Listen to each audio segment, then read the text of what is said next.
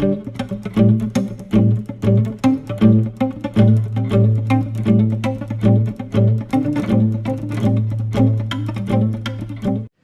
só posso agradecer a Deus, né? Agradecer a Deus por esse período que nós estamos passando juntos. Eu já falei para os irmãos, eu saí lá do Brasil dia 18, cheguei aqui dia 19, no dia 19 mesmo tive a oportunidade de pregar a palavra ali perto de Lisboa, em Charneca da Caparica, na Assembleia de Deus, Missão aos Povos, naquele lugar, foi uma bênção. Depois eu tive a oportunidade de ir com meu amigo Júlio, que já confirmou, viu, pastor? Júlio vem para cá amanhã, junto com a Bel, lá de Coimbra, tá? Vai estar com a gente aqui amanhã também.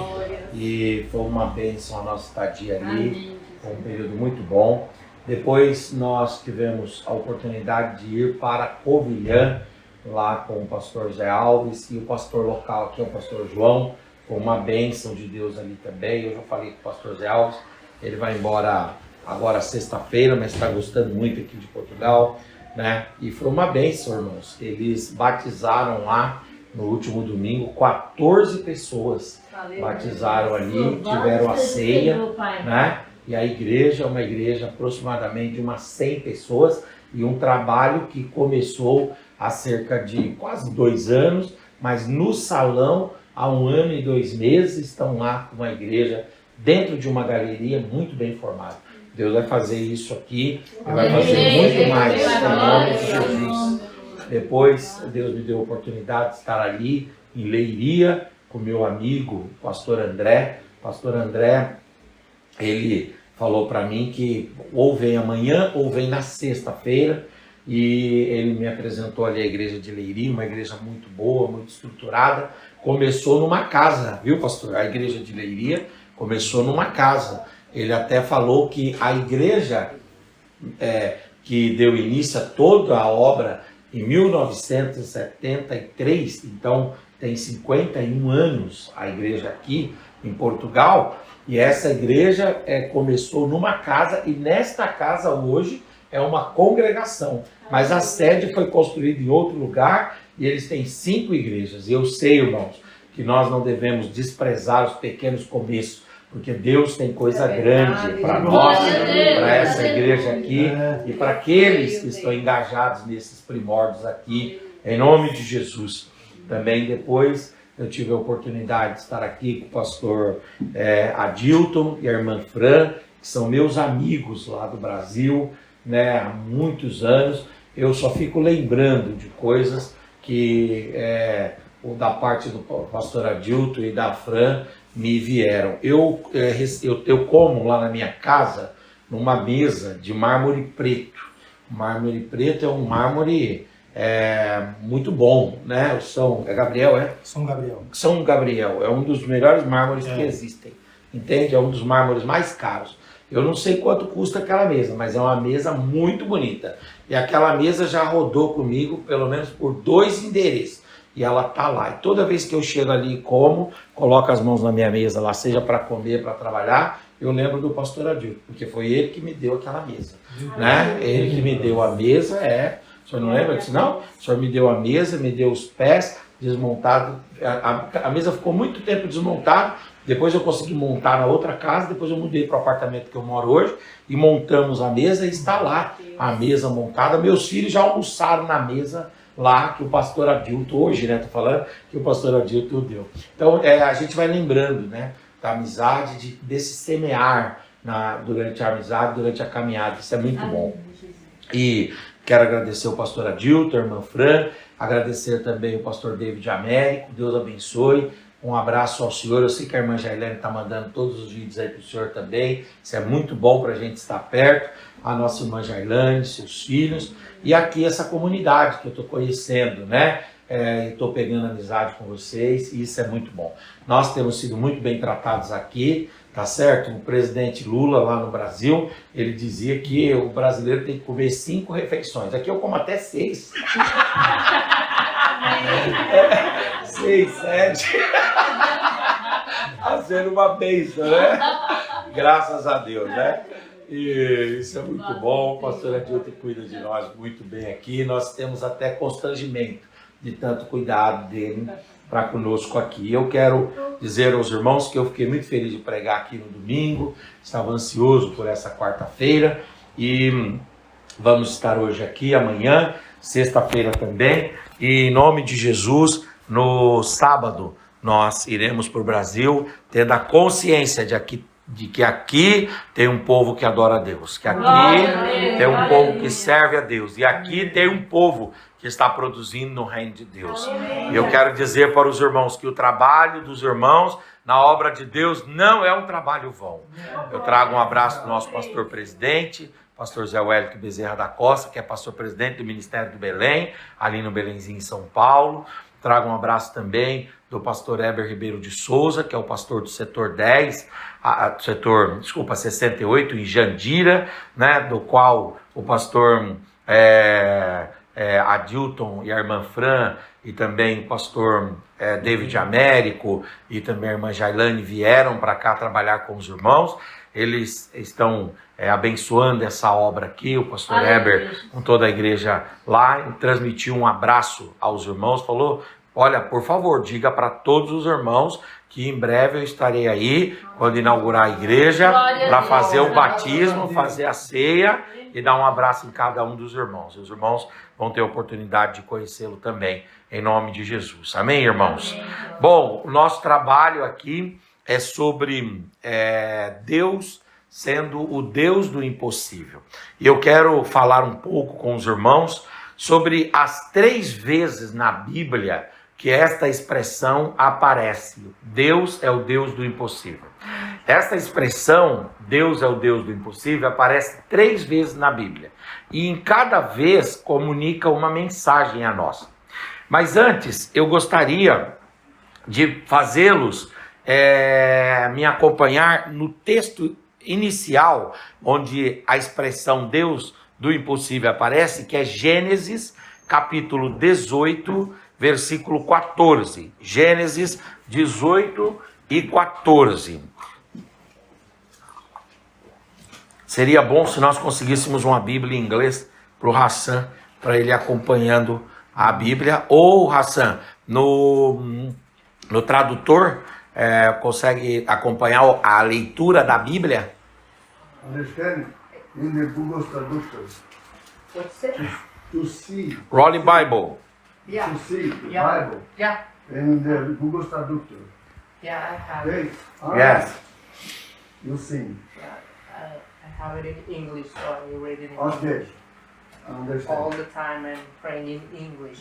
Ele está olhando já na... Na Bíblia em inglês? É. Tá bom. Depois, Paulinho, eu vou pedir para você, para a gente baixar uma versão da Bíblia lá, que é a YouVersion, que é uma Bíblia que ela tem vários idiomas. Aí a gente ensina ele a operar de YouVersion, é facinho. Ele abre o aplicativo e coloca a versão que ele quer e o idioma que ele quer. Ela traduz, tá bom? Então, a primeira vez que esse texto aparece é Gênesis 18, 14. Lá no primeiro livro da Bíblia.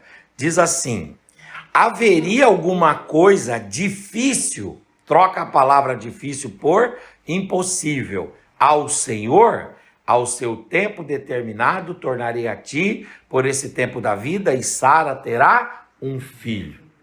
Então, esse daqui é o primeiro momento que aparece na Bíblia que Deus é o Deus do impossível. É esse primeiro momento aí. Agora é interessante que o Deus que se revela através da Bíblia, ele tem o nome de Deus do impossível. O Deus bíblico é o Elohim. Elohim é uma expressão hebraica que manifesta um nome de Deus. Por exemplo, lá no Gênesis capítulo 1, versículo 1, o primeiro versículo da Bíblia, o nome de Deus que aparece ali é o nome Elohim. Bereshit bara Elohim, quer dizer, Deus Criador. Então Deus é o Criador, então ele é o Deus do impossível, porque ele que cria, e ele cria a partir do bará. O bará é o nada, ele cria a partir do nada, ele não precisa de matéria original, ele não precisa de material, ele não precisa de ingredientes, ele simplesmente fala e as coisas surgem. Então isso mostra o poder de Deus sobre o impossível, porque ele tem um nome que mostra, Elohim, mostra que ele é o Deus do impossível. Mas, além de o nome dele indicar, ou o nome Elohim, ainda ele vai ter um outro nome que vai aparecer ali em Êxodo 3,14. E o nome que aparece em Êxodo 3,14 é o nome Yahvé, ou Jeová. Yahvé, ou Jeová, quer dizer eu sou o que sou. Eu sou enviou Moisés. E essa expressão eu sou quer dizer da infinitude, quer dizer da imensidão, quer dizer da abrangência, da onipotência de Deus. Deus, ele é tudo em todos, o eu sou. Eu sou quem? Eu sou quem sou. Um Deus bom, um Deus justo, um Deus benigno, um Deus verdadeiro, um Deus fiel, um Deus amoroso, um Deus gracioso, um Deus perdoador. Eu sou quem sou. Agora, eu sou quem sou, um Deus onipotente, onipresente, onisciente, autoexistente, impecável, um Deus imenso, um Deus extraordinário. Deus se apresenta como eu sou quem sou. Agora, eu não sou só quem sou, Deus diz, eu sou também quem precisam que eu sou, ou que precisam que eu seja. Se você olha para Deus como eu sou, você vê que ele é tudo em si mesmo, mas ele também é tudo em todos e para todos, entende? Então, ele é o quê? Ora, ele é o pão, eu sou o pão, Jesus falou. Ele é a água, eu sou a água, Jesus falou. Ele é a porta, eu sou a porta, Jesus falou. Ele é o pastor, eu sou o bom pastor, Jesus falou. Então, ele é tudo em todos. Logo, nós vemos que o nome de Deus indica que ele é o Deus do impossível. Quer dizer, os nomes de Deus mostram que ele é um Deus para quem não tem impossibilidades, não tem limitações, não tem situações que ele não resolva, não tem situações difíceis. Primeiro, porque o nome dele o apresenta como Elohim, o Deus Criador. Depois o nome dele o apresenta também como eu sou Yahvé, o Deus que é tudo em todos, que é em si mesmo e que é em tudo em todos. Então, no próprio nome de Deus, nós vemos que ele é o Deus do impossível. Agora, nós não vemos só no nome de Deus que ele é o Deus do impossível, nós vemos também em suas obras. As obras de Deus mostram que ele é o Deus do impossível. Por exemplo, a obra da criação. Não havia tempo e ele criou o tempo. Não havia espaço e ele criou espaço. Não havia dimensão e ele criou dimensão. Não havia planetas, não havia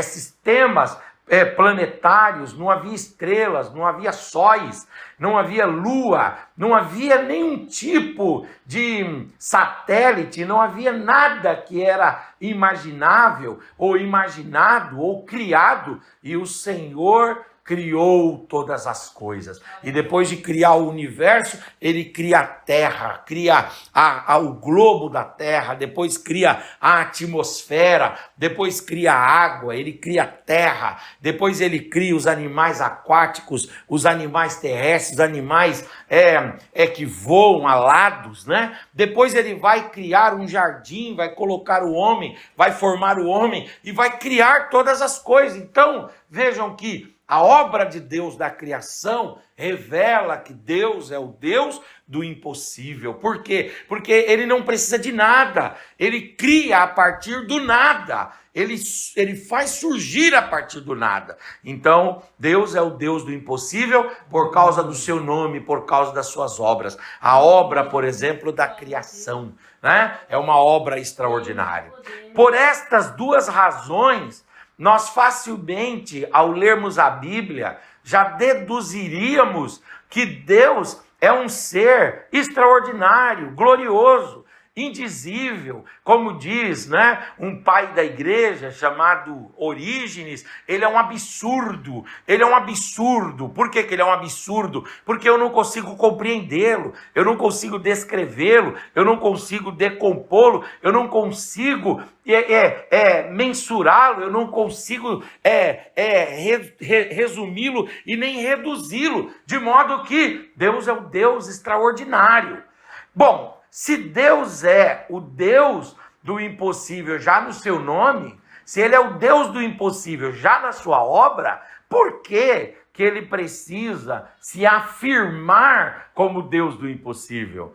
Por que ele precisa se descrever como um Deus do impossível? Por que ele precisa se manifestar como Deus do impossível? Eu diria assim, numa linguagem bem abrasileirada, por que Deus precisa dar uma carteirada, né, de que ele é o Deus do impossível? No Brasil nós temos muito isso, né? A velha máxima, sabe com quem tu está falando, né? Bom, por que Deus precisa disso? Se Deus chegasse para nós e perguntássemos assim, sabe com quem tu está falando? Eu diria, eu sei. Sabe, sim, o Senhor é o Deus do impossível, porque o Senhor é Elohim. O Senhor é o Deus do impossível, porque o Senhor é Yahvé. Mas não só por isso, o Senhor é o Deus do impossível, porque o Senhor criou a partir do nada. Então eu sei quem o Senhor é. Aí ele diz, não, mas além disso, eu quero que você saiba que eu sou o Deus do impossível. É como se Deus estivesse se afirmando, é como se Deus estivesse reafirmando, é como se Deus estivesse defendendo essa sua prerrogativa. E por que isso? Porque Deus não quer que nós tenhamos dúvida alguma quanto ao seu poder, quanto à sua capacidade, quanto ao alcance da sua grandeza. Deus não quer que nós tenhamos dúvida quanto a quem Ele é. Ele é o Deus do impossível.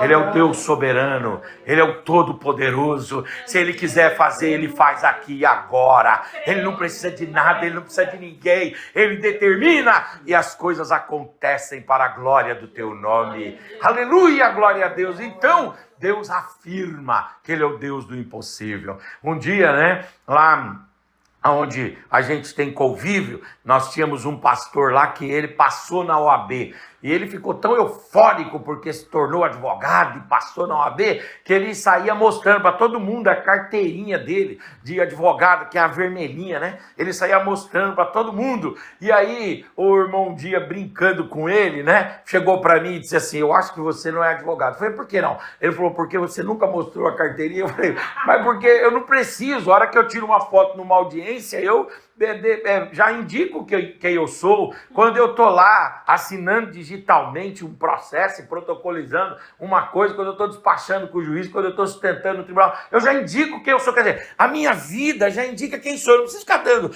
indícios de quem eu sou de forma clara. Dá a impressão de que a gente podia empregar essa mesma métrica para Deus, mas Deus, ele faz questão. Deus, ele faz questão de dizer, você sabe que eu sou o Deus que criou tudo, sei. Você sabe meu nome? Meu nome é Elohim. Sim, meu nome é Yahvé, sim. Você sabe que eu criei tudo? Sim. Agora eu quero que você não esqueça de uma coisa. Eu posso fazer tudo. Então peça com fé. Creia e coloque os projetos, os planos, os objetivos, os sonhos, os desígnios, coloque diante de mim e saiba que eu, o Senhor, posso liberar uma palavra, eu posso estender as minhas mãos, e se eu liberar a minha palavra, e se eu estender as minhas mãos, aleluia, glória a Deus, esse impossível se torna possível, esse imaginado se torna real e concreto para a glória do nome do Senhor.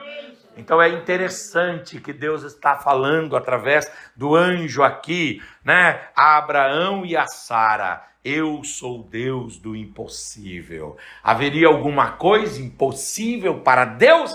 E aí Deus vai e fala, Abraão, daqui a 1 ano, Abraão, daqui a 1 ano, eu manifestarei a minha glória sobre a tua casa.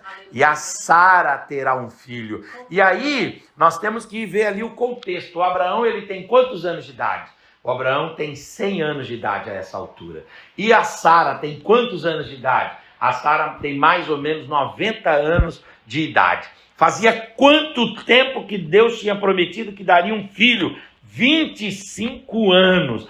Eles já estavam desanimados. O Abraão já tinha tomado 2 medidas aqui contra a esperança, né? Contra a fé. A primeira medida foi pecar com Agar e gerar um filho que não era o filho da promessa, que gerou um problema tremendo. Quando a gente tenta ajudar Deus, a gente põe a mão nas coisas que não é para pôr. Por isso, espera em Deus. Aguarde em Deus. Se Deus falou, segura e deixa que Ele está cuidando de tudo. Aí você diz assim, meu Deus, eu vou ficar aqui só com um fio de vida. Fique em paz com esse fio de vida, com esse último fôlego, com essa última gota. Deus é capaz de sustentar você e sua família.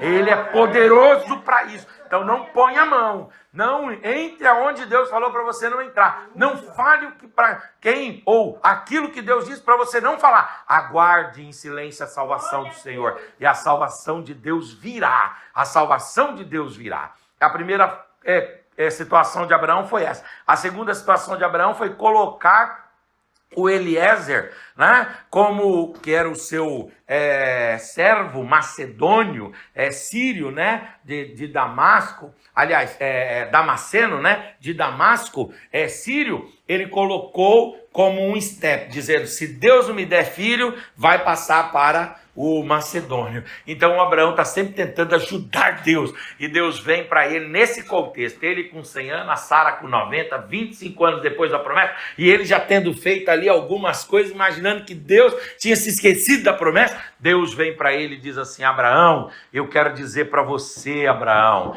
que mesmo e apesar de todas as aparentes impossibilidades, de todas as condições adversas, eu sou Deus do impossível, não há nada impossível para mim. E daqui um ano, essa idosa vai estar correndo atrás de uma criança, daqui um ano essa casa quieta vai ouvir o choro de um bebê, daqui um ano, Abraão, eu vou responder, aleluia, a oração de vocês e vou cumprir com a minha promessa. E a palavra de Deus diz que o Abraão, ele creu naquilo, mas a Sara fez o quê? A Sara riu de Deus. Às vezes a gente caçoa de Deus quando ele nos dá promessas que aparentemente são ridículas perto da nossa situação. Fala a verdade. Quando você vivia lá no Brasil, nas suas labutas, nas suas lutas, e Deus falava com você assim, eu vou levar você, prepara as malas, organiza as coisas. Você olhava para a sua condição e você diria que você ia estar aqui hoje? De verdade, fala real, fala real. Quando você olhava para a tua família, quando você olhava para o ambiente do qual você saiu, você diria assim, aqui é impossível que isso aconteça, é impossível aos homens, é impossível pela circunstância, é impossível pelo braço do homem, mas há um Deus nos céus, que quando fala, aleluia, glória a Deus, quando libera a sua palavra, ele abre todas as portas, ele prepara todas as coisas, ele move todas as situações, e aquilo que era impossível se torna possível para a glória do Senhor. Aleluia, glória a Deus. E aí a Sara riu de Deus. E o anjo, ele ouviu o riso. E o anjo falou, a Sara está rindo, a Sara tem senso de humor. Ela é engraçadinha a Sara. Ela dá risada. Diga para ela que daqui a um ano ela vai ter um filho e o nome dele será Isaac. O nome dele será Isaac. A Sara, dias depois, o Abraão foi lá, fez um jantar especial, comprou um vinho, né? Lá os judeus tomavam vinho, comprou um vinho, fez um cordeiro assado, ali uma fruta ali, provavelmente um figo, uma romã, um doce bem gostoso, e aí ele pegou e falou, meu amor, hoje é o nosso dia especial, nós vamos celebrar aqui a promessa de Deus, e aí naquela celebração, começaram um a olhar o outro diferente, de repente deram um beijo, um abraço, vamos fechar a tenda, que hoje o negócio vai acontecer aqui dentro. E aí fecharam a tenda, e depois a Sara Sara com 90 anos de idade, cabelos grisalhos, a pele bem causticada já, o Abraão também já bem causticado. Olha, e de repente a barriga começa a crescer. E aí, de repente, não havia ultrassom naquele tempo, mas existiam técnicas, né? Tem um autor chamado Atico de Sachote, ele escreve um livro chamado Ciências Modernas, e ele começa falando lá do Egito, e diz que no Egito existiam várias técnicas para saber se a mulher estava gestante ou não, até para definir o sexo. Então o Abraão, como viveu ali na região próxima ao Egito, aliás, esteve no Egito, deve ter aprendido alguma técnica lá, colocou a mão e disse, isso é bebê, mas você com 90 anos, como pode? Mas é bebê, Deus falando, e quando Deus fala, as coisas acontecem. Aleluia, glória a Deus. No tempo certinho, a Sara teve que se contorcer de dores e gerou Isaque. E quando o menino chorava no seu braço, ela sorria e ela lembrava, o nome dele será Isaque. E sabe o que significa a palavra Isaque em hebraico? Significa Deus faz sorrir. Deus coloca um riso na nossa boca e um canto nos nossos lábios. Eu quero dizer para você, Deus vai agir na sua impossibilidade. Deus vai colocar um canto na sua boca e vai colocar um riso nos seus lábios e você vai cantar dizendo verdadeiramente Deus é o Deus do impossível. Aqui aparece a primeira vez que Deus é o Deus do impossível. E em que sentido Deus foi o Deus do impossível? Deus foi o Deus do impossível para curar a Sara da sua esterilidade. Talvez você esteja aqui me ouvindo e você esteja doente. Eu quero deixar essa palavra de Deus para você. Deus é o Deus do impossível para curar a tua enfermidade. Não existe pâncreas, fígado, não existem rins, não existem pulmões que Deus não possa curar. Ele age onde o bisturi não age, ele age onde o médico não age, onde a ressonância magnética não alcança, onde o ultrassom de última geração não vai. A mão poderosa de Deus vai. Não existe tratamento, não existe terapia mais eficaz do que o agir de Deus. Deus é o Deus do impossível para curar. Saia daqui esta noite com essa palavra. Deus é o Deus do impossível para curar. Ele cura o meu corpo, Ele cura a minha mente, Ele cura a minha alma, Ele cura os meus filhos, Ele sara a minha família, Ele cura a minha vida. Deus, Ele cura. Ele sarou Sara da esterilidade e agiu na vida de Sara de uma forma extraordinária e estupenda em nome de Jesus. Deus é o Deus do impossível para curar. Você acredita nisso? Eu já vivi muitas situações de cura. Eu vou citar uma para os irmãos aqui. Por exemplo, a minha filha, com 8 anos de idade, ela teve uma doença que foi erradicada no Brasil há mais de 40 anos, que é a coqueluche. E a minha filha, antigamente chamavam a coqueluche de tosse comprida. Como é que era isso? A criança ficava tossindo, aí ela perdia o ar e podia desmaiar, e às vezes até chegar até a óbito por causa da coqueluche. A coqueluche não tem tratamento. Então, eles fazem processos preventivos da coqueluche, erradicaram através do processo preventivo, mas não tem tratamento da coqueluche em si, né? A não ser esse tratamento preventivo. Muito bem, e tratar os sintomas posteriormente, quando alguém é afetado com ela. E a minha filha teve o coqueluche, e eu me lembro até hoje que eu fui lá para o Cruzeiro do Sul, um hospital ali em Osasco, e quando eu estava lá no Cruzeiro do Sul, a minha filha tossindo muito, 8 anos de idade, tossindo, quase que morrendo. Aí os médicos sustentaram lá 1 dia, 2 dias, 3 dias. Depois de 3 dias, o doutor chegou para nós e disse assim: olha, pai e mãe, é o seguinte, nós não temos o que fazer. Leva essa criança para casa e trata ali os sintomas. E quando ela estiver tossindo, e faltar o ar, que você vê que a minha filha é bem branquinha, quando você vê que falta o ar, ela começar a ficar roxa, você vai tirar a mangueirinha do inalador, a hora que ela está soltando o ar, você vai tirar aquela mangueirinha, né, na compressão dela, e vai fazer como se fosse um catéter, vai colocar no nariz da sua filha, e é assim que você vai tratar, até que ela saia. E aí eu disse, bom, vamos ver. E aí eu cheguei lá, mas o pai fica muito apreensivo, a mãe também fica muito apreensiva. E de repente, eu estava lá, a gente estava revezando quem cuidava da minha filha. E tinha uma janela assim, a minha filha estava no sofá e tinha uma cama nossa aqui, né, num canto assim. E aí é interessante que a gente deixava ela perto da janela exatamente para ela respirar melhor. E ela estava lá, daqui a pouco vinha aquela tosse, a gente tinha que acudi-la e ficar naquele monitoramento ali, sabe? Você tinha que ficar 24 horas. E aí isso foi o primeiro dia, foi o segundo dia. No terceiro dia nós estávamos assim, exaustos, estafados. Por quê? Porque o corpo não aguenta ficar 24 horas sem dormir, 30 horas sem dormir, e aí vai. E nós estávamos muito cansados ali, extenuados. E eu me lembro que aquela noite era a minha escala, e eu estava assim, olhando para minha filha e meio cochilando, olhando para minha filha e meio cochilando. Daqui a pouco eu ouvi a voz de Deus lá no quarto da minha casa. E Deus falou comigo ali no meu coração, dizendo assim, Henrique, vai dormir, porque eu vou curar a tua filha agora à noite. Vai dormir. A minha filha vinha tossindo muito, a gente com o inalador lá do lado, para ligar qualquer coisa, né, e fazer aquele processo que o médico tinha ensinado. Algumas vezes a gente já tinha feito naquele período que ela estava em casa, e eu estava angustiado ali, e Deus falou assim, entrega na minha mão e vai dormir. Eu entreguei na mão de Deus, e eu peguei, encostei assim, e eu dormi. Quando eu acordei, já tinha passado algumas horas, tipo umas 4, 5 horas, eu fui lá, desesperado ver. Quando eu cheguei lá, ela estava dormindo tranquila.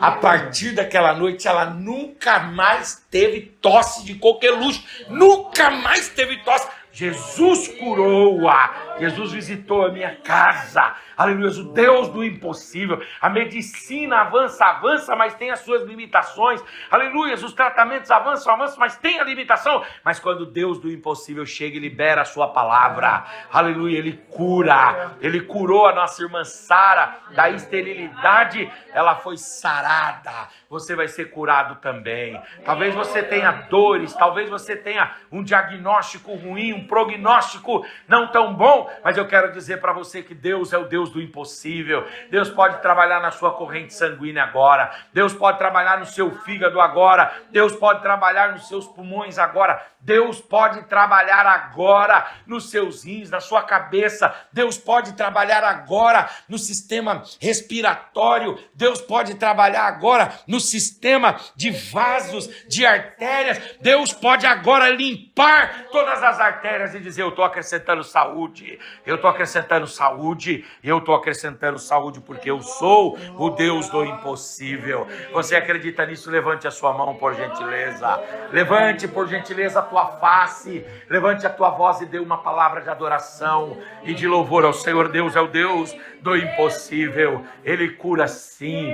Tem um hino da harpa que diz, Cristo cura sim. E Cristo cura mesmo. Ele não curou só no passado, Ele cura hoje. Obrigado, Paulinho. Ele cura hoje, Ele sara hoje. Jesus cura hoje. Agora é interessante que esse texto, essa expressão, vai aparecer uma segunda vez. Eu queria ler com os irmãos. A segunda vez que a palavra Deus é o Deus do impossível aparece. A primeira vez é em Gênesis, capítulo 18, versículo 14. Ele é o Deus do impossível para curar. Você acredita que Deus é o Deus do impossível para curar?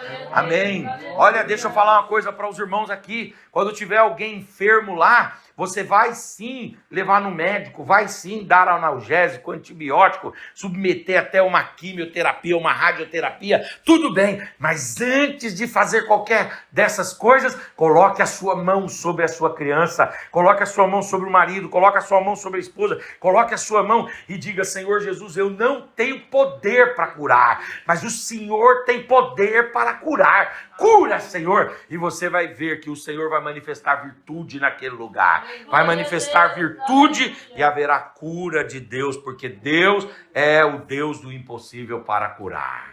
Aleluia, glória a Deus. Uma segunda situação que esta expressão, Deus é o Deus do impossível, acontece na Bíblia, é em Lucas, capítulo 1, versículo 37, que é o texto que o pastor Adilto escolheu para dar base aqui ao nosso trabalho. Lucas capítulo 1:37. Aqui em Lucas 1:37 diz assim: porque para Deus nada é impossível. Esse texto, ele fala sobre o quê? Ele fala sobre a concepção virginal de Jesus em Maria. Deus, aleluia, ele é o Deus do impossível ali para produzir fruto, para prover o necessário. Como é que surge a alma? A alma, o ser humano, ele é composto de 3 partes. Ele é composto do corpo, ele é composto da alma e é composto do espírito. O espírito é o ruach. O ruach é o fôlego de Deus dado por Deus para o homem ter vida. Deus soprou em sua narina e o homem se tornou alma vivente. Então é o ruach, Deus sopra. É o sopro, é o bafo, é o hálito de Deus no homem, capaz de dar vida. Todos nós temos o Espírito de Deus no sentido de termos o sopro de Deus. É esse Espírito que nos dá vida. Agora, nós, além de termos o Espírito que nos dá vida, nós também temos a alma, que é o quê? É a sede do ser humano. É aquilo que o homem é, aquilo que diz respeito à sua personalidade, aquilo que os gregos chamavam de psique, que a psicologia e a psiquiatria chamam hoje de mente, mas é a alma, a alma. E essa alma tem a ver com o quê? Tem a ver com a sede da razão, emoção e vontade. Razão, emoção e vontade tem a ver com a alma, né? E tem a terceira parte do ser humano, que é o corpo. E o corpo, sobre a alma ainda, como é que a alma surge? Nós cremos que a alma surge quando o corpo surge, Deus traz à existência a alma. Você foi trazido à existência, você foi criado por Deus, você foi gerado por Deus no momento em que houve aqui o surgimento do corpo, a concepção. Na concepção aqui, quando o surgimento do corpo aconteceu, Deus criou uma alma. E essa alma é aquilo que diz respeito à sede do ser, da razão, emoção e vontade. Muito bem. Mas e o corpo? O homem é espírito, o homem é alma e o homem é corpo. E o corpo? O corpo surge quando você tem 2 elementos. Você tem o gameta feminino e tem o gameta masculino. O gameta feminino está lá nos óvulos da mulher. Nos óvulos, e o gameta masculino está no espermatozoide do homem. Quando o gameta masculino se encontra com o gameta feminino, ali começam a se fundir e ali começam a surgir células e tecidos humanos e tecidos menos complexos, mais complexos, até que o corpo surge. É assim que o corpo humano surge. Então, não existe formação do corpo humano sem o encontro dessas 2 forças, do gameta masculino e do gameta feminino. Não existe. Não tem como fazer surgir um ser humano sem unir o gameta masculino e o gameta feminino. Mas o anjo Gabriel fala com Maria e diz: Maria, você vai ser envolvida pelo Espírito de Deus e de forma poderosa, de forma maravilhosa, de forma gloriosa, você vai ficar grávida. Deus vai gerar em você o Filho de Deus. E aí a Maria vai e faz uma pergunta, que é uma pergunta óbvia. Ela diz assim: mas Senhor, se eu não tenho marido, como que é isso? Né? É uma pergunta natural, porque ela sabia que precisava do gameta masculino. Aí o Senhor diz assim: não tem problema, eu sou Deus do impossível. Eu vou prover o necessário. É mais ou menos o seguinte: a Maria entra com aquilo que ela tem, que é o seu gameta, os seus cromossomos. Ela entra com aquilo que ela pode, e Deus entra com a provisão naquilo que lhe falta, e o milagre acontece. A Maria, ela não tem relações com o José. O José não a conhece, ela não consegue receber do José a semente do José, mas o Espírito de Deus a envolve e Deus faz gerar por um processo milagroso, um processo único, um processo sui generis, um processo especial. Deus faz surgir no ventre de Maria o seu filho, Jesus Cristo. E para isso, Deus fala, o homem não pode fazer, os laboratórios não podem fazer, a biociência não pode fazer, os geneticistas não podem fazer, mas o Deus do impossível, Ele pode fazer. Por quê? Porque Deus é o Deus de toda a provisão. Aleluia, glória a Deus. Deus é o Deus de toda a provisão. Então, num primeiro momento, Ele é o Deus do impossível para trazer cura sobre a esterilidade. E num segundo momento, Ele é o Deus do impossível para trazer aquilo que falta para Maria. A Bíblia não fala que a Maria era estéril. Então não houve cura em Maria, porque Maria não era estéril. A Sara era estéril, mas a Maria não era estéril. Mas a Maria só tinha uma parte do processo. Só tinha uma parte do ingrediente. Ela só tinha uma parte do que precisava. Aí Deus falou, você não consegue, né, produzir sozinha, não. Mas eu vou entrar com a outra parte. Fica tranquila. Eu vou prover o que você precisa. Eu vou prover o necessário. Aleluia. Eu vou operar o milagre da provisão. E vou te fazer frutificar. E Deus então entrou ali, envolvendo com o teu espírito a Maria. E o Espírito de Deus gerou no ventre de Maria. Aleluia, glória a Deus. Jesus Cristo. Como foi isso, pastor? Eu não sei, porque milagre não se explica. Milagre não tem como a gente tecer uma tese sobre o que é ou não milagre. Milagre a gente só pode olhar, contemplar, viver e agradecer. O Deus do impossível faz milagres. E Deus fez o milagre. Um milagre extraordinário naquilo que faltava para Maria. Eu quero deixar essa palavra aqui para você. Deus é o Deus do impossível para curar, mas Deus também é o Deus do impossível para prover o que falta. Aleluia, glória a Deus. Deus é o poderoso para prover o que falta. E às vezes, pastor querido, Deus provê o que falta, aleluias, a partir de alguma coisa que nós temos. Porque em alguns momentos Deus trouxe, aleluias, a multiplicação do que tinha.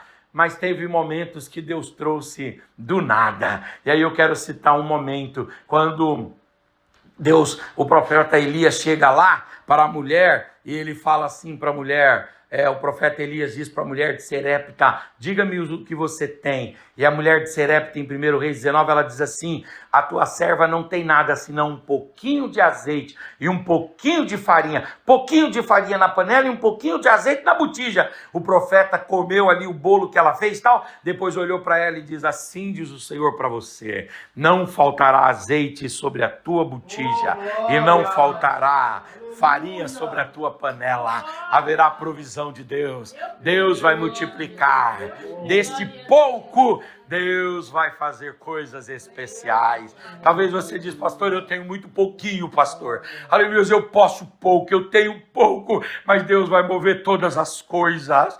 Urabacandoremachurabai. Eu sinto de profetizar para você aqui, haverá uma grande provisão de Deus. E Deus diz para você, você pode ter algo que você diga é minguado, mas o Senhor diz, não faltará, porque eu vou multiplicar.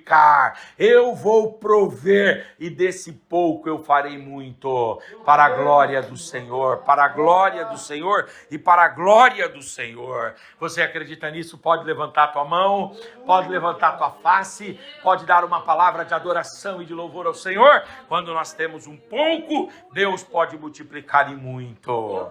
Aleluia. Quando o Senhor falou através de Eliseu para a viúva do servo de Eliseu, ele diz, declara-me o que tens em casa. E ela diz, bom, na minha casa, para pagar a dívida, eu não tenho nada. Aí ele diz, não, nada não, você deve ter alguma coisa. Ela falou, tá bom, tem um pouquinho de azeite. Aí ele falou, então pede as vasilhas vazias emprestadas.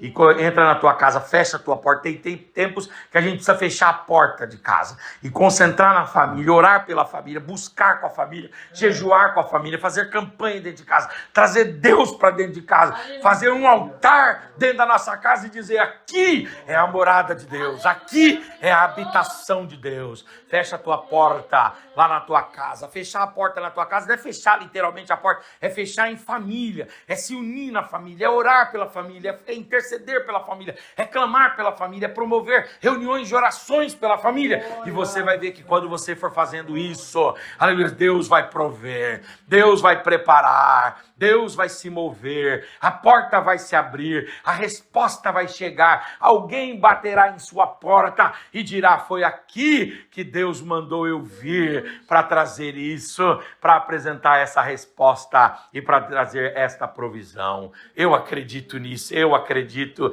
que Deus fará isso, eu acredito que Deus fará isso. Lá em casa nós temos uma lembrança muito marcante entre nós que somos menores que a Madalena. A Madalena é uma irmã minha que abaixo dela tem a Débora, abaixo dela tem a Dorcas, abaixo dela tem eu, Henrique, abaixo dela tem o Davi, abaixo dela tem o Gessé, abaixo dela tem a Sunamita e abaixo dela, antes de falecer, tinha a Elisa. Quer dizer, eram 7, 8 pessoas. E eu me lembro que naquele dia a gente só tinha lá um pouquinho de arroz e uma cebola. E aí era um dia tarde assim, a gente com fome. Aí eu cheguei para Madalena, né? Eu sempre preocupado com comida, eu sempre olhando assim, meu Deus, não vai comer aqui, né? Tal. Eu cuido do suprimento, né? Aí eu pequenininho cheguei para Madalena e falei: Madalena, o que a gente vai comer aqui, Madalena, hoje? A Madalena novinha também, adolescente. Aleluia, glória a Deus. Aí ela pegou uma cebola assim, só tinha uma cebola. Ela pegou uma cebola e olhou para todos, como se nós fôssemos todos nós aqui. Tinha umas 7, 8 pessoas. Uma cebola e tinha um pouco de vinagre, um pouco de sal e um arroz. Ela fez o arroz, um pouco de arroz, ela picou aquela cebola e fez uma salada de cebola. A gente já comeu picanha, camarão, salmão, muita coisa. A gente não comenta de nenhuma dessas comidas, mas a gente comenta daquela cebola que foi feita naquele dia e um pouquinho de arroz que alimentou toda uma casa. Aleluia! Eu creio, irmãos, que Deus age no impossível. Levante a sua mão, Deus vai agir lá na tua casa. Deus é poderoso para potencializar, para prover, para multiplicar e para abençoar. A visitação de Deus vai chegar lá em nome de Jesus. E aí nós temos uma provisão de Deus que vem a partir do momento que nós, um momento Deus provê quando temos alguma coisa e outro momento Deus provê quando não temos nada. Mesmo quando não temos nada, Deus continua provendo. Porque quando você tem, é fácil multiplicar. Mas e quando você não tem? Aí a palavra de Deus diz lá em Deuteronômio, pastor, que Deus dá pão ao que tem fome e dá semente ao que semeia. Vem uma pergunta, né? Quem nasceu primeiro? A semente do milho ou o milho? O que surgiu primeiro? A semente do milho ou o milho? Porque sem milho não tem semente de milho, e sem semente não tem milho. Então quem vem primeiro? Bom, pela Bíblia, o texto fala: Deus é quem dá semente ao que semeia. É Deus quem faz aparecer a semente. Porque Deus podia falar assim, né? Deus dá espiga para que você tire a semente e semeie. Não, Deus dá semente ao que semeia. Pensa no indivíduo chegando num campo assim, e ele olha para o campo e diz: eu não tenho nada que semear. Mas de repente ele enfia a mão no bolso e aparecem uns grãos de semente assim. E ele pega aqueles grãos de semente e diz: de onde apareceu isso? Deve ter sido da outra safra, deve ter esquecido na minha calça. E ele sai jogando aquilo ali, e de repente daqui a um tempo ele consegue colher uma colheita maravilhosa. E ele diz: quem fez isso? Quem fez isso foi Deus, porque Deus dá semente ao que semeia. Deus dá pão ao que tem fome, mas Ele dá também semente ao que semeia. Tem hora que Deus, aleluia, glória a Deus, Ele traz para nós a partir do nada. Eu não estou vendo nada, mas o Senhor diz: mas tem coisa aí, viu? Tem coisa aí, tem provisão aí, tem escape aí. Aleluia, glória a Deus. A Agar e o Ismael estavam lá no deserto, um deserto severíssimo da Palestina, e quando eles estão ali, né, passando o aperto deles, eles não olham a fonte num primeiro momento, mas de repente aparece um anjo que dá uma palavra dizendo: Deus tem projeto, né, com a Agar e Ismael, Deus tem projeto com Ismael. E depois Deus fala assim: olha para o lado, Agar. E aí ela olha e no meio do deserto surge uma fonte. Aleluia. Tem hora que Deus traz a partir do nada. Se você não tem nada, fique tranquilo, haverá alguma provisão de Deus para você. E se você tem muito pouco, saiba de uma coisa: Deus é poderoso para soprar e multiplicar esse muito pouco, aleluia, até que provisões maiores de Deus chegarão para a tua vida. Aleluia! Diga comigo: Deus é o Deus do impossível. Diga: Deus é o Deus do impossível para curar. E diga: Deus é o Deus do impossível para prover. Aleluia, haverá provisão para mim, haverá provisão para você. Urabacando oremachurabai. Aleluia, glória a Deus, haverá provisão de Deus para nós em nome do Senhor e Salvador Jesus Cristo. E por fim, o último momento para a gente encerrar, que aparece esse texto, é o texto, por gentileza, abram aí as vossas Bíblias, de Mateus 19, 26. É a última vez que aparece essa expressão explícita, essa expressão expressa, clara, latente, patente, aberta, de que Deus é o Deus do impossível. Mateus 19, 26. Deus é o Deus do impossível.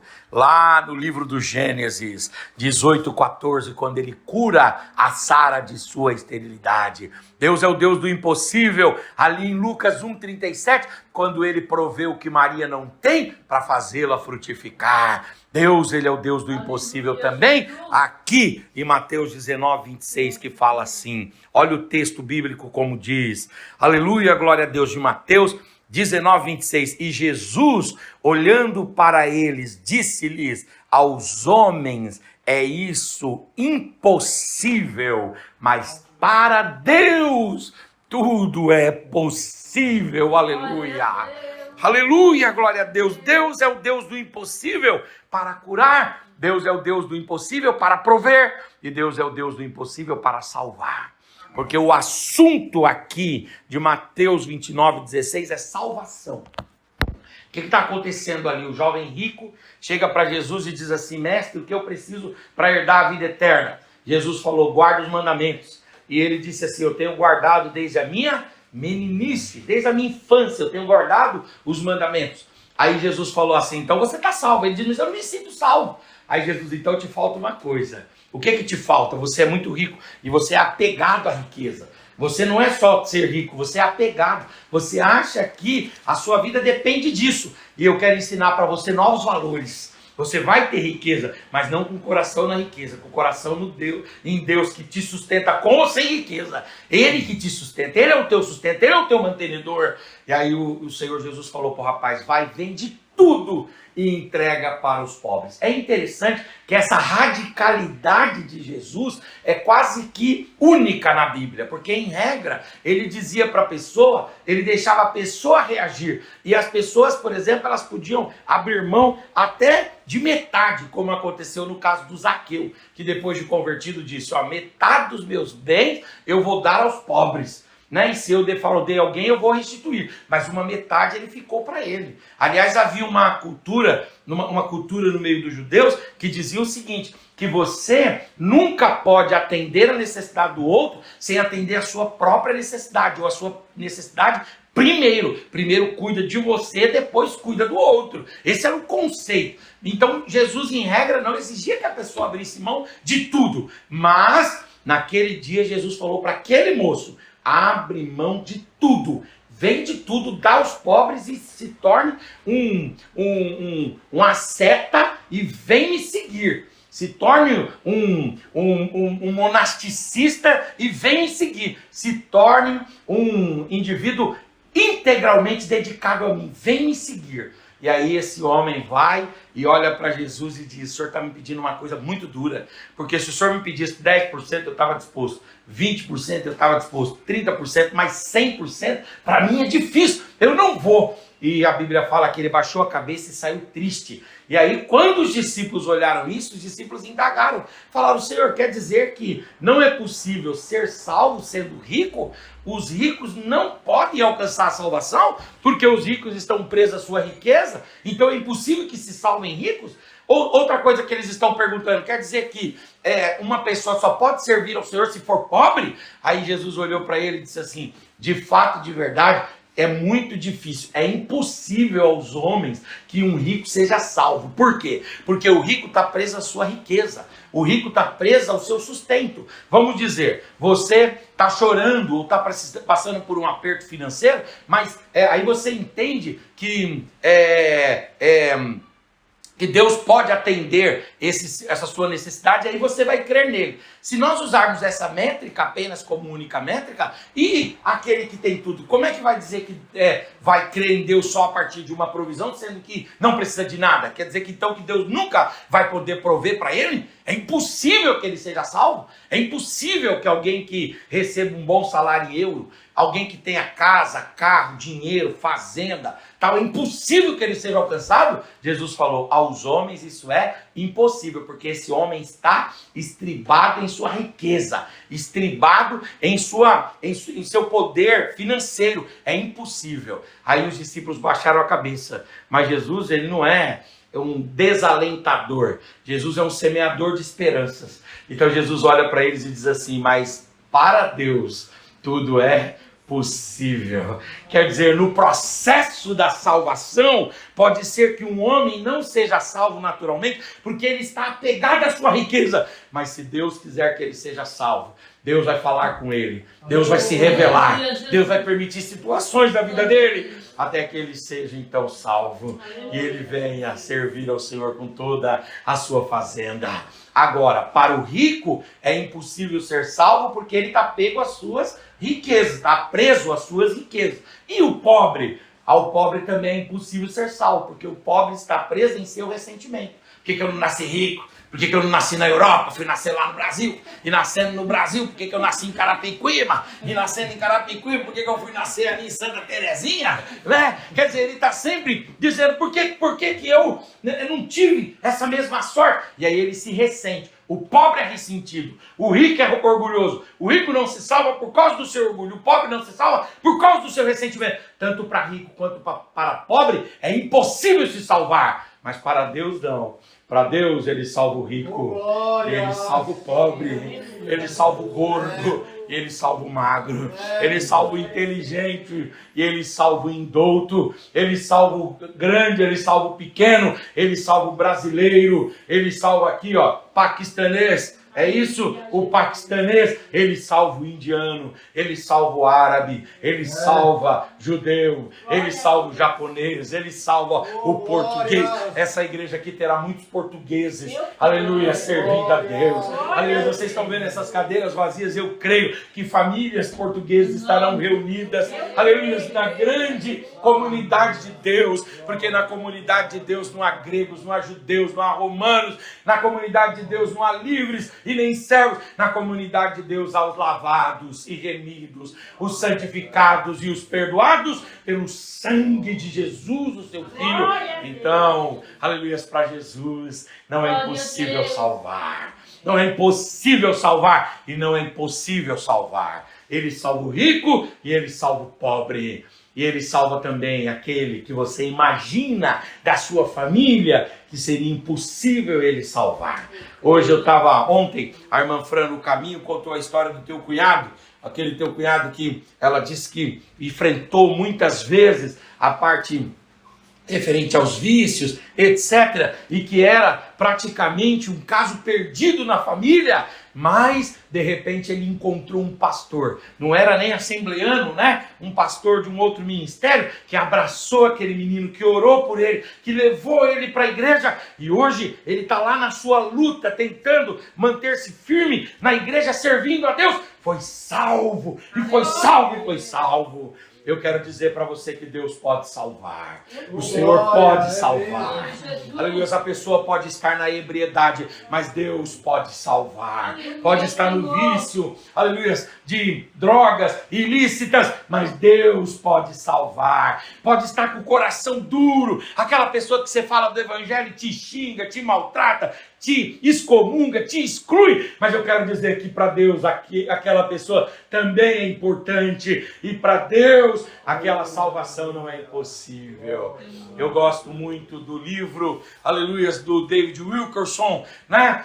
Quer dizer, da biografia do David Wilkerson. O David Wilkerson, ele vai e ele ganha uma alma para Jesus. Ele vai evangelizar lá em Nova York, e quando ele está evangelizando em Nova York, ele encontra um rapaz, e aquele rapaz, o que acontece com ele? Ele rejeita a mensagem.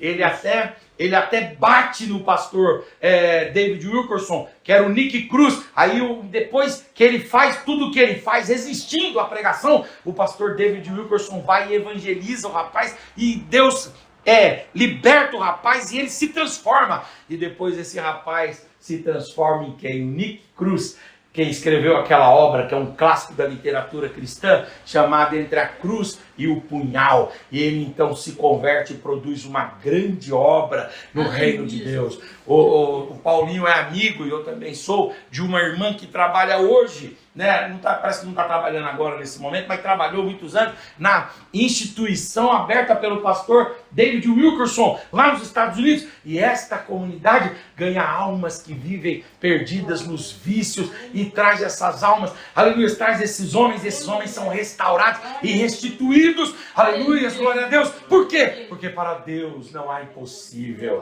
Não importa quanto afundado no charco do lodo do pecado o homem esteja, a mão de Jeová é a mão forte.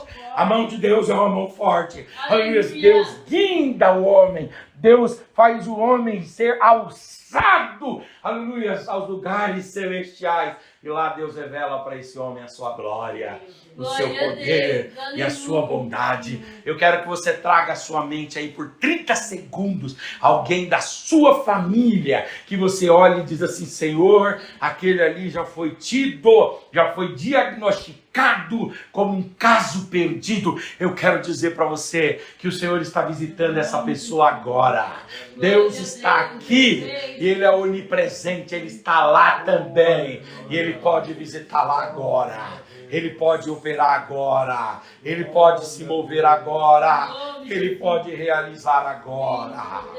Uramacandoremachurabai. É o seu pai, é a sua mãe, aleluia, é o seu irmão, é a sua irmã, é o seu filho, é a sua filha. Ah, pastor, mas já andou muito no mundo. Não interessa o quanto andou, a mão de Deus é ampla, ela é elástica, ela chega lá, ela alcança, e na hora certa traz para o aprisco do Senhor. Através da sua vida, Deus vai fazer o impossível na tua família.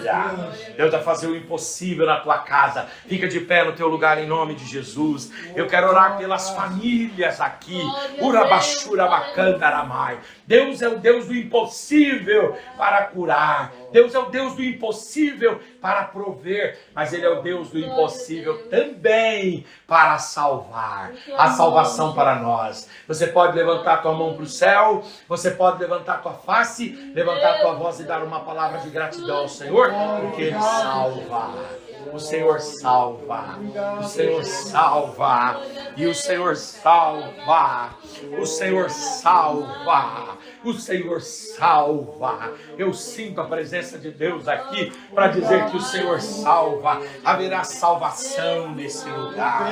Almas, salamachurabai, daquelas que alguém diz assim: é impossível. Eu já te dei experiência, shurabacandaramai, e você sabe, shurabacandaramai, aleluia, que eu sou o Deus do impossível.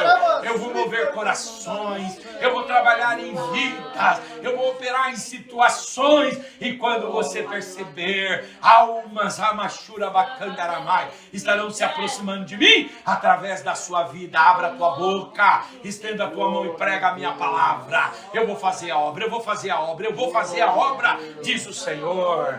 Oracandaramai, urabachurabacandaramai. Deus salva sim. Será que é impossível alguém que está vivendo numa vida de pecado ser salvo para os homens, sim, mas para Deus nada é impossível. Será que é impossível uma pessoa que está envolvida na riqueza, na luxúria e está vivendo ali de uma forma, aleluia, a colocar o seu coração nos bens desse mundo, se desgrudar disso e valorizar a Deus? Para os homens é impossível, mas para Deus tudo é possível. Será que é possível nós termos aqui amanhã, aleluia, asiáticos, quem sabe japoneses, chineses, quem sabe filipinos, servindo ao Senhor aqui, numa grande comunidade, adorando a Deus, bendizendo o Senhor, engrandecendo o seu nome, e Deus manifestando que Ele nos ama, que Ele nos ama, e que Ele nos ama. Pai, nós pregamos a Tua palavra aqui. A Tua palavra, Senhor Deus, é viva, ela é eficaz. Ela é mais cortante do que qualquer espada de 2 gumes. E a Tua palavra, Senhor Deus, vai até a divisão da alma, do espírito, juntas e medulas, e ela é apta para discernir as intenções e os pensamentos do coração. Faz o impossível aqui. Se há alguma enfermidade, bate em retirada, porque o Deus do impossível está aqui. Se há, ó Deus, alguma escassez aqui, abre as portas, Senhor, e provê, Pai, em nome de Jesus, porque o Senhor é o Deus do impossível para prover. E se há alguém aqui que precisa ser alcançado pela salvação, alcance. E se há familiares que precisam ser alcançados, alcance. Eu oro, Senhor, pelo Daniel, meu irmão. Eu oro, Senhor, pelo Moisés, meu irmão. Eu oro pelo Adriano, meu irmão. Eu oro pela Raquel, minha irmã. Eu oro pela Miriam, minha irmã. Eu oro pela Débora, minha irmã. Eu oro pela Dorca. Eu oro, Senhor, pelos meus cunhados, minhas cunhadas, meus sobrinhos, minha sobrinha. Eu oro por sobrinhos meus que estão, ó Deus eterno, longe do Teu Evangelho. Traz para perto, Senhor. Visita os familiares dos meus irmãos, das minhas irmãs que estão aqui, que estão longe, Pai. E pode ser que estejam comprometidos com muita coisa, mas a Tua palavra diz que o Senhor quebra o arco, o Senhor corta as lanças, o Senhor queima os carros no fogo, e o Senhor liberta e estabelece a paz. Estabeleça a paz em nossa família, para a glória, honra e louvor do Teu nome. Nós oramos e nós te agradecemos em nome de Jesus.